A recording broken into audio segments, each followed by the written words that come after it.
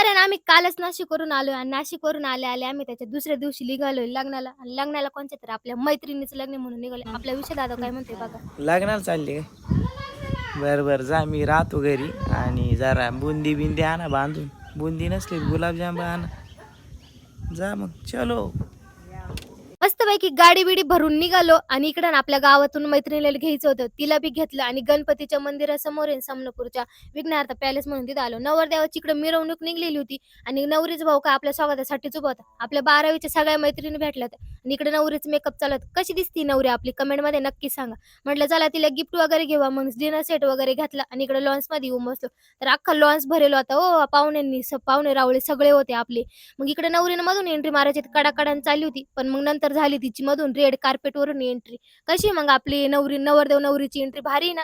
मग मस्त पुढे 2 पिपाने वाजत म्हटलं चालू द्या आणि इतकी भारी दिसत होती म्हटलं आपलीच नजर लागायची तिला म्हणून तिला ना मग जाऊ द्या म्हटलं आता. मग इकडे लतीचं लग्न बिग्न झालं. मस्त डिनर सेट वगैरे फोटो बिटो काढून घेतले. 12वीचे पोरं पुरे आले होते. सगळ्यांनी फोटो बिटो काढून घेतले मस्तपैकी. म्हटलं चला जेवण खूप महत्वाचं आहे आपल्या आयुष्यात. म्हटलं चला जेवायला. जेवण बिवण करून झालं.